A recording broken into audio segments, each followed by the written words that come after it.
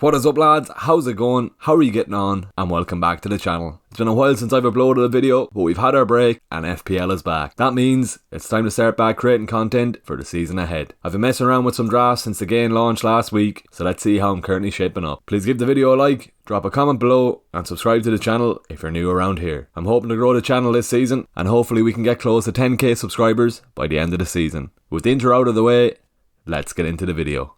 Starting off in goals, I've opted for Pickford as the best 4.5 million keeper. Everton have a nice start to the season, which could see some clean sheets for the England number one. When you compare Everton's fixtures to the other 4.5 million keepers, Pickford definitely has a better fixture run to start the season, so that's why I'm leaning towards him. I'll be keeping a close eye on David Raya's transfer news. If Raya does end up leaving Brentford this summer, it will pave the path for Flekken to have the number one spot. Flekken is also priced at 4.5 million, and with a favourable fixture run for Brentford to start the season, I could be lining up a move for him over Pickford if Raya is heading for the exit door. Moving on to the defence, I've opted for the cheapest way into the Arsenal backline and nailed Gabriel. Gabriel is 0.5 million cheaper than Ben White, and Arsenal have a great start to the season from Game Week 1 to Game Week 7, where we should see clean sheets over their favourable run. He scored 3 goals last season, and he was ranked first for bonus points amongst Arsenal defenders. I believe he's underpriced when you compare him to other Arsenal defenders, but I'm not complaining, and he earned a spot in my team. Up next is Trent Alexander-Arnold, with a premium defensive spot. Questions are being raised about his 8 million price tag, but Trent was one of the first names in my team. After the Chelsea game in Game Week 1, Liverpool's run of fixtures is too hard to ignore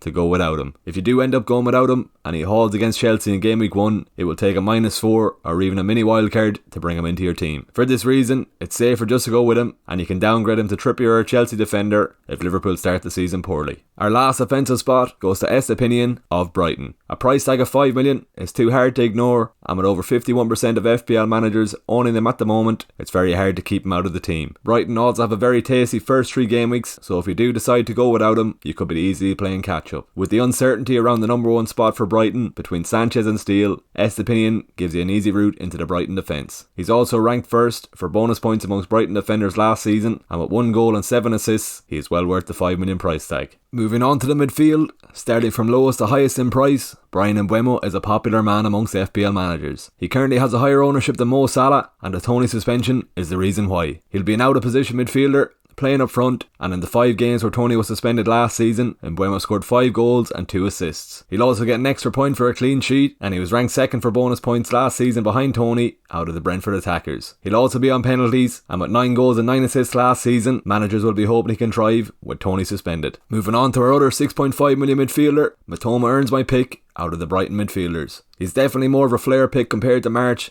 but when you watch Brighton play, he definitely passes the eye test. As mentioned earlier, Brighton have a favourable run to start the season, so I'll be hoping he can carry on from his form last year. He's also owned by nearly 40% of managers in the game, so he's definitely a safe pick to start. With the favourable start to the season for Man City, a punt on Foden could pay off as a differential, currently owned at 10%. The hamstring injury to Kevin De Bruyne should hopefully see Foden getting some minutes. The newly promoted Burnley and Sheffield United fixtures in the first 3 game weeks is too hard to ignore, so Foden earns a spot on my team. If he falls victim to Pep Roulette, I can easily jump ship to James Maddison, who's also priced at 7.5 million.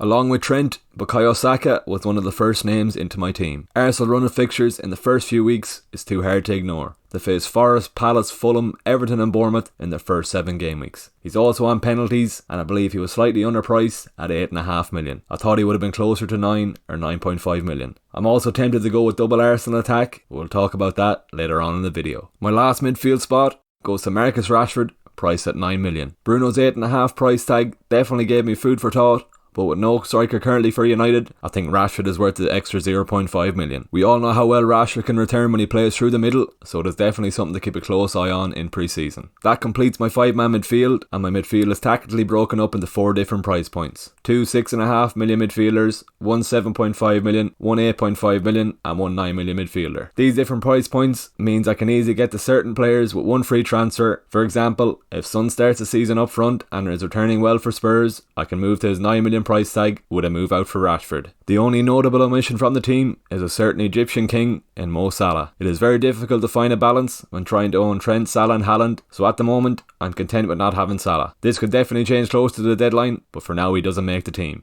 Completing my starting 11 are my 2 strikers in Erling Haaland and Gabriel Jesus. The 14 million price tag for Haaland makes him the 4th player in history to be priced this, along with Thierry Henry, Cristiano Ronaldo and Robin van Persie. There was a mixed reaction in the FPL community when his price was announced, but for a man who scored 36 goals and 9 assists last season, you can't argue with his price. He's currently owned by 85% of managers in the game, so those 15% of managers who don't own him will be in for a stressful season. Haaland is also a reliable captaincy pick each week, so I've no problem paying his premium price tag, and he's definitely locked into my team. With Arsenal's favourable run at the start of the season, I'm currently leaning towards Gabriel Jesus as my second Arsenal attacker. Martinelli and Odegaard are close behind, but the midfield spots will be so important this year, and with other options from other teams, I'm hoping Jesus can be amongst the returns. The Forest game at home in game week 1 is a perfect chance for him to kick off his season. Looking at other striker options, there are definitely other shouts in Nkunku, Darwin Núñez, Evan Ferguson, and with Everton's fixtures, we even have the possibility of a Calvert-Lewin bandwagon if he manages to stay fit. Starting off with a higher price Jesus means I have the flexibility to go for any of these strikers if one is returning well. Nkunku will be a popular pick, no doubt, but with the Liverpool game and a London derby against West Ham in the first 2 game weeks, I prefer going for Jesus with the easier fixtures against Forest and Palace. That completes my starting 11,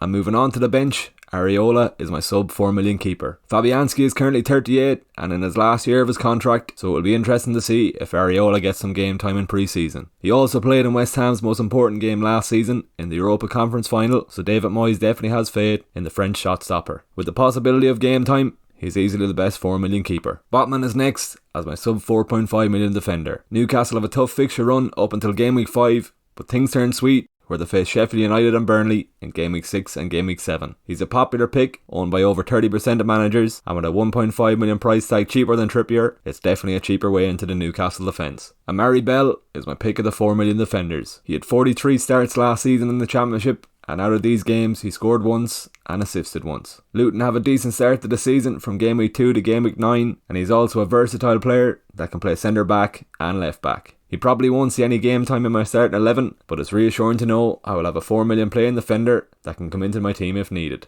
Sam Surge completes my 15-man draft, and he is just some dead wood as I'll be playing 3-5-2. All eyes will be on Balogun if he gets a move away from the Emirates, and what could be a game-breaking move if so. He scored 21 goals in League 1 last season, and he's priced at 4.5 million in FPL. Crystal Palace are on the hunt for a striker, so if Balogun gets a move there, it will mean the premium drafts in Haaland, Salah and Trent will be manageable. My current team value is 99.5 million, so I have 0.5 million in the bank with potential price changes after game week 1. This will mean I can avoid taking a hit if there are early price changes early on in the week. The 0.5 million can also be used on Onana, as I'm hoping he'll be priced at 5 million when he makes his move to Old Trafford. United have a decent start to the season, and if he is priced at 5 million, I'll be able to cover myself for not having shown my defence. That's how my current game week 1 draft is looking, but keep in mind this could easily change before the game week 1 deadline, with a lot of pre-season games, injuries and transfers to come. Let me know what you think of my first draft, what changes you would make, and what players that are locked into your starting 11. If you've made it to the end of the video, please give it a like, drop a comment below,